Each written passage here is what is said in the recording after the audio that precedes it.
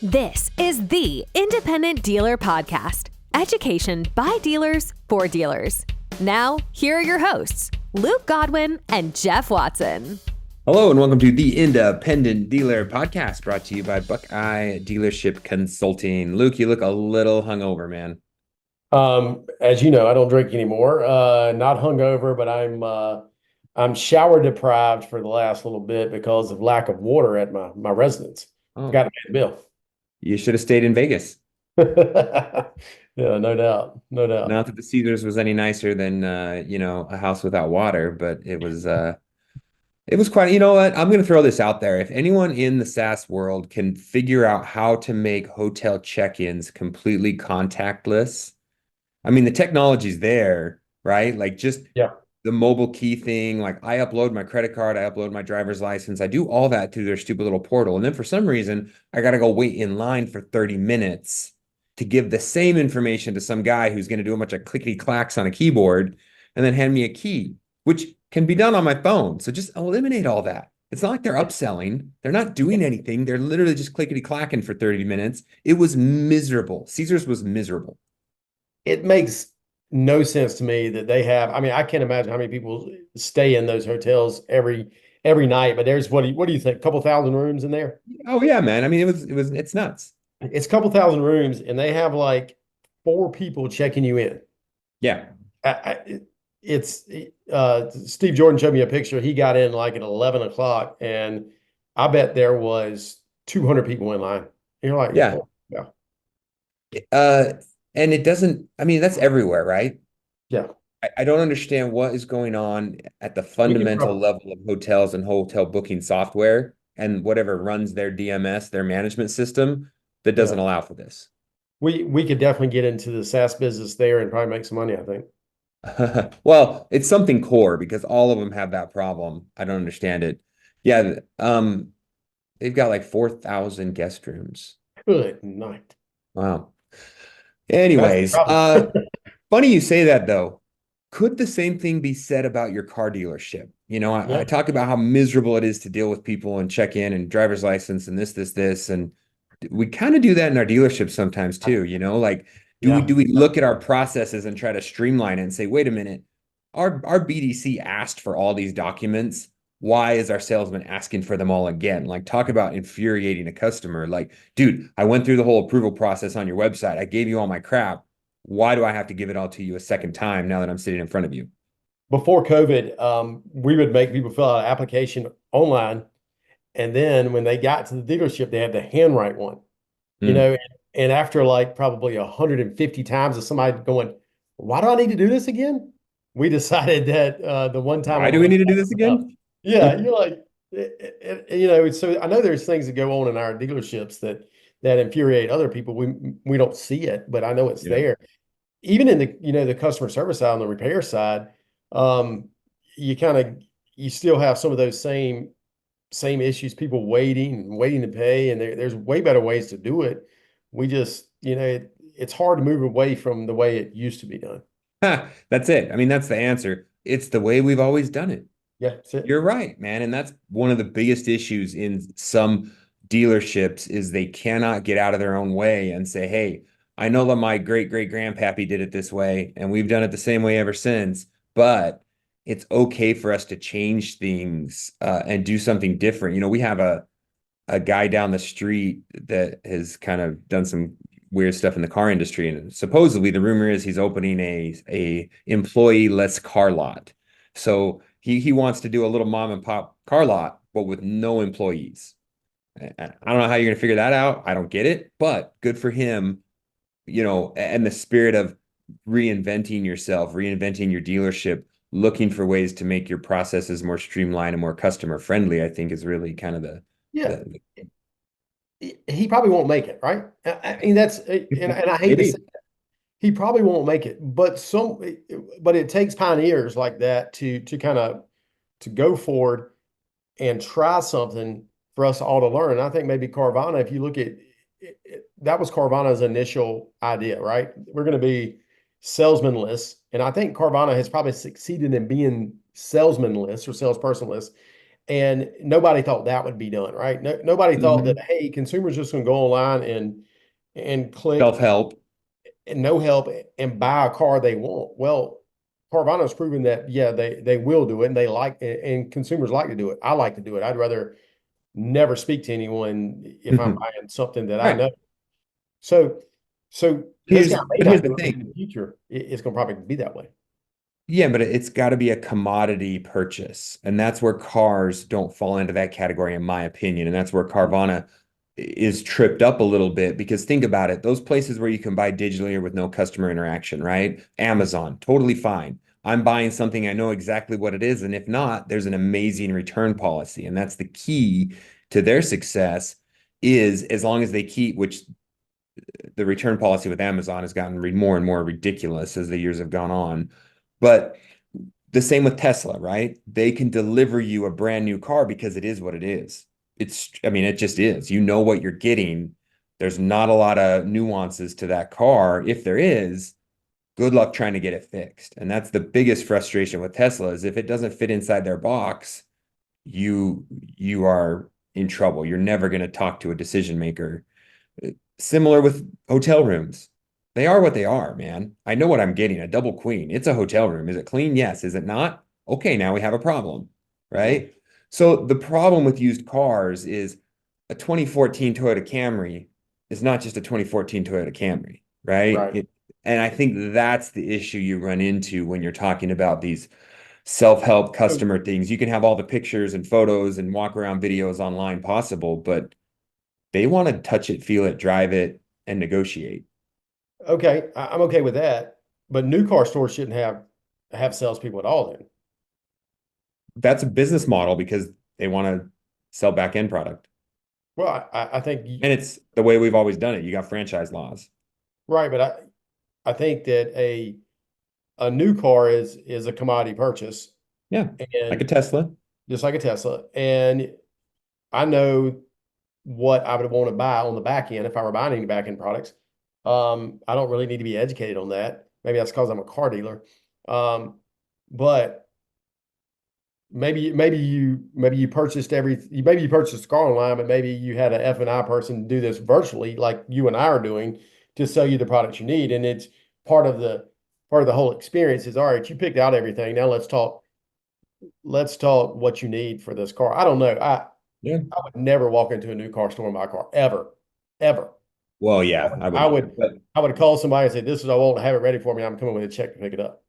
But remember, that's what the talk was in COVID. Oh, we're no longer going to have these big flooring lines and these big new car lots. We're going to have one of each model that you can go and drive and experience, and then they'll all be made to order and it'll just get shipped right to your door, shipped to the dealership, and you'll pick it up, right? That was this whole just in time philosophy of during COVID. That lasted about 2 seconds when manufacturers realized they had to hit production numbers and to keep their stock price up. And so they Yeah. produce them, they ship them, and now dealers got to push them.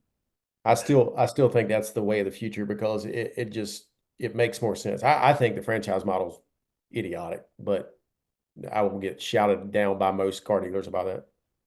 Yeah, and here's my counter to that.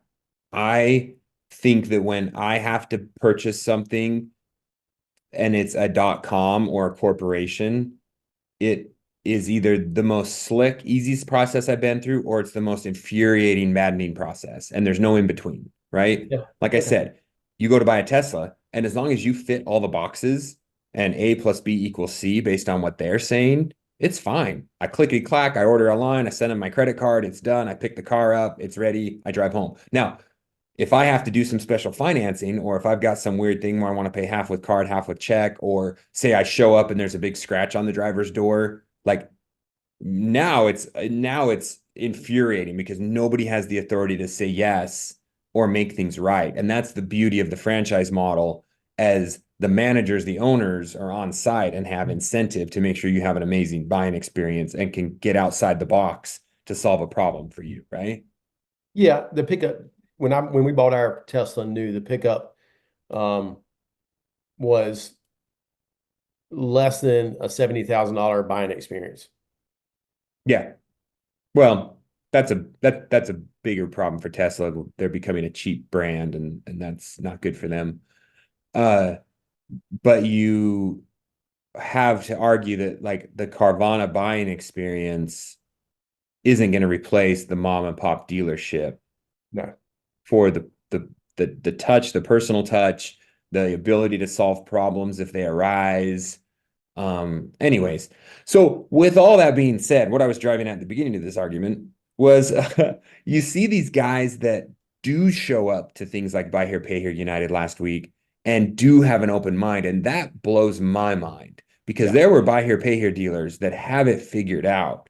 Massive 30, 40, $50 million plus portfolios, multiple stores. They've been doing it for 30 years.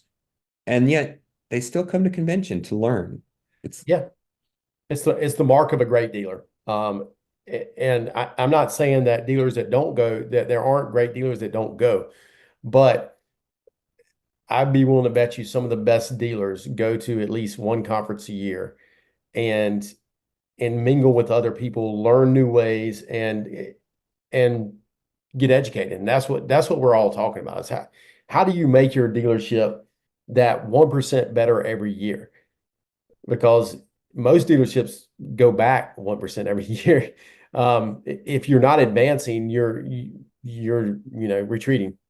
Yeah, and that's what we find is those dealers that, guys that I think they're the smartest, most forward-thinking dealers I've ever talked to, and some of the most successful. Yet they come here and they're asking very curious questions of everyone, Yeah, and they're looking for that 1 or 2% tweak that for them is a massive, I mean, that's a massive change for them because of the size of their operation. Um, and so that's really cool. A lot of those do focus around expenses because yeah, that's one place in large organizations when you can shave a little bit off of your expense, maybe your commission to some software provider, maybe you find a new software that gives you some better scale. Those make big differences for both big guys and small guys. yeah. I was in a dealership yesterday, doing kind of like an expense consulting day, and it's it's interesting to see what other dealers spend their money on. And you go, hold on, why do you need that? Why aren't we spending, thousands of dollars on this piece of software that that I don't think moves the needle for you? And I'll tell you why it doesn't move the needle for you. And and it's like I told this dealer, it's not about finding $20,000 in savings in one spot. It's about finding 500 here, 1,000 there. And I'm talking about monthly expenses, 500 here, 500 there, 200 here, 1,000 there. Next thing you know, you've shaved $10,000 off your monthly expenses. Now, Hmm. Jeff, would you enjoy having another $120,000 directly to your bottom line this year? If it did not come at the expense of something else, yes. If it didn't come at the expense of something else, totally agree. But if you have one phone system, Jeff, that's costing you 1,500 a month, and I can make a recommendation of changing to another one that's going to cost you $500 a month, and they both do the same thing, you would do that, right? Absolutely. And That's there's what I'm talking and there's a lot of we talk about this software creep where I guarantee you right now you have a vendor that has a plugin for an existing software that would completely replace about. another software that you're paying as a standalone, right? Yep. You don't realize that they added the feature, this booking tool, for $50 a month, and yet you're paying, Experian $500 a month to get the exact same booking tool that you need to send off to your lenders. So that they all start overlapping, and you can get the economies of scale within the same vendor for the most part when you kind of bolt on these extra little add-ons that all these guys are trying to do because then for them it's incremental revenue. If they're providing you with a CRM, they also want to provide you with your website, right? Um, if they're doing your inventory management or your shop management, they probably also want to handle, all your booking or your payment processing or something. So speaking of payment processing, that's another huge pickup. You know how much I've saved switching to Blitzpay last year? Dude, probably 40 grand. Yeah. Yeah. I was like 336. Yeah. Almost 40 grand last Yep. year that I Yep. did not come out of my pocket, because I switched to Blytzpay. I went to a self-help program for my customers, and now they're covering it through the convenience fee model. But not to mention the time saving, because my phone is not ringing off the hook on a Friday morning. It still rings a little bit, but it does not ring off the hook on Friday morning with customers saying, "Can you run this card number? Can you run this card number?" No, no, no, help yourself. That's if you look at the dealer's expenses, especially buy here, pay here, it's personnel, it's advertising, and it's credit card processing.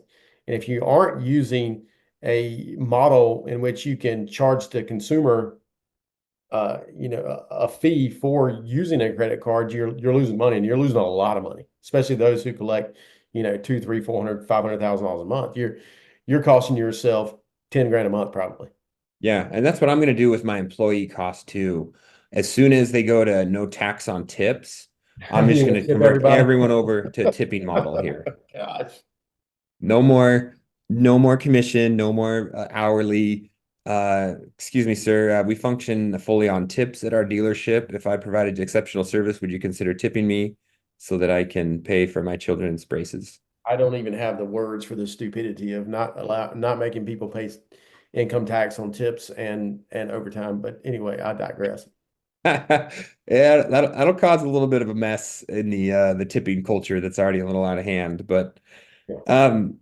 the other part of expenses is the fees that something I learned at Buy Here, Pay Here United that caught me off guard was there was a specific commission, and I won't talk about detail, but I did not know what I was paying for a specific product that I have here at the dealership. I did not know what my fee was. I could not pull it out of the top of my head, and it was a little bit embarrassing because it's one I should know, right? Mhm. It's not forefront. It's not like I deal with it every day. I deal with it once a quarter, once a year even. But those are the ones that get you, right? It's like it's the unmanaged expenses that you're just like, oh, well, it comes off the top. So why do I even worry about it, right? Or that's a tax situation, or it's just taxes. And it's like, no, you structured this a little bit differently, and you're paying Uncle Sam 10% less than what you would be, and that's saving money. It's the same as increasing your revenue by 10% or your net profit by 10%. If I can save 10% by just structuring my income better. Yeah, there's so many tax savings out there where you can just move money from one hand to another hand and save yourself 20%, right? Mm-hmm.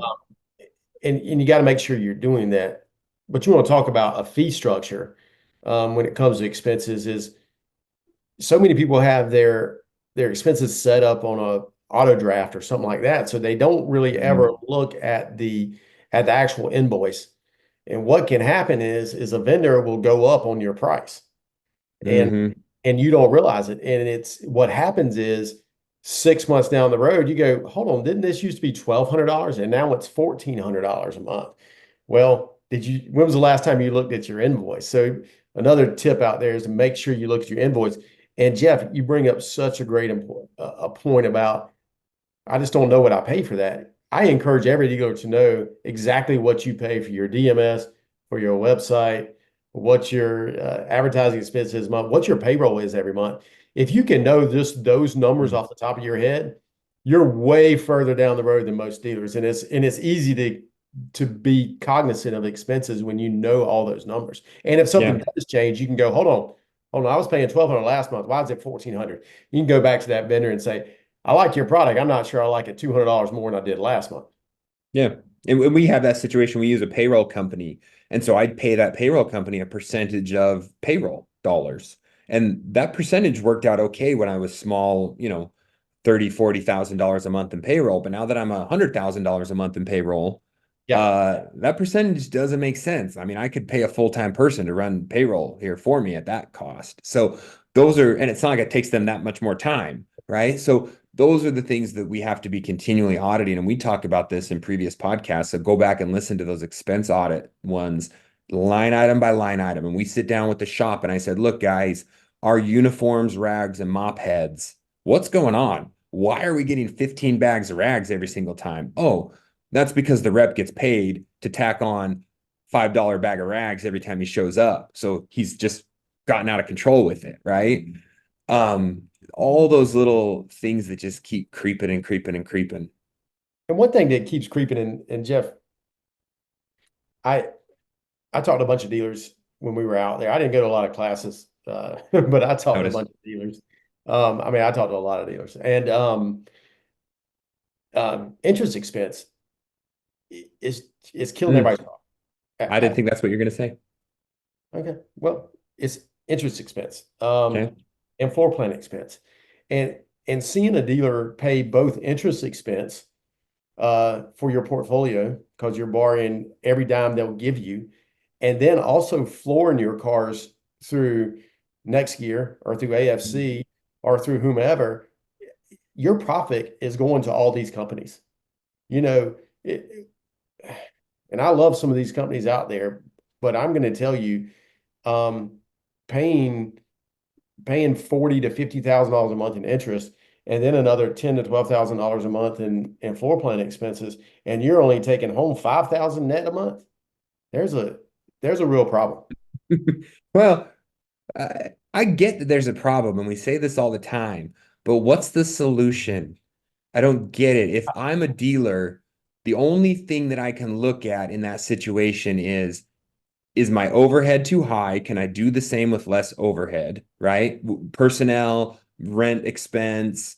And then the other big component, which I would like to talk about, is am I a dealer who's trying to take too much off the table? Because when I was young and when I started, up until like honestly not too long ago, I paid myself $3,000 a month, Mhm. right? That was my salary. I was Yeah. 36,000 a year, and my partner at the time was the same. We were just barely making ends meet, right? We Yeah. didn't have a second home. We didn't have this, that, or the other. We didn't have boats, and we weren't taking week-long vacations to Vegas. We were in a 20 group, and we felt it. When we went on a 20 group and it cost 3 to 4 grand, that was a big deal. Yeah. But we didn't let the lifestyle creep get in. And so when you say interest is eating dealers alive, yes, it is. But the solution is to try to use more of my own capital. I don't have more Right. capital. Well, okay. Quit buying boats. Quit buying inventory you don't need. Um, Okay. cut your salary. I mean, plow every penny back in, slow grow. There are solutions to this. You don't have to borrow 55 cents every time you do a deal. You don't have to.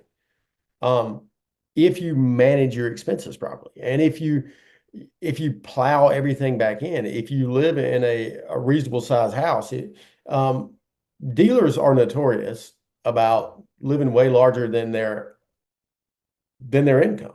I mean, Need to. what's that? Then they would need to, Then maybe. they would need to. Okay. Um, you look at your old timey dealers, the ones that have been around forever and ever and ever, and they're wearing blue jeans. They're maybe some of them have planes, but they've been at it long enough to have planes, right? Hmm. Um, but I'd be willing to bet you in their first 10 to 15, 20 years in business, they didn't have planes, and they worked every day in the office, and they're the ones that were buying the cars, and they're the ones that were reconning the cars. They were doing it all. And I think the answer is to way to borrow less is to do more jobs on your own. Um, Hmm. there's no reason for a dealer that's selling 20 cars a month to have more than 3 employees. There's no reason. And what you'll see is dealerships that sell 20 cars a month have 15 employees or 10 employees. And that's too many. That's too many. If you want to argue with me that you want 5 employees, I'll listen to your argument. But 10 is too many and 15 is way too many, right? Yeah. And we talked about that too with some dealers there, is especially the guys that start getting into a corporation, right? When they get big money and they start adding levels of management, now you've got this whole non-producing level of employees that are all six-figure, Yeah. and they have to be there because you've got multiple locations and you got VPs of this and VPs of that and managers of managers. That's when the model gets grossly overweighted on your personnel expense and eats you alive. Yes, every time you add a location, you're going to add a level of brain deadness and a level of expenses that you don't need.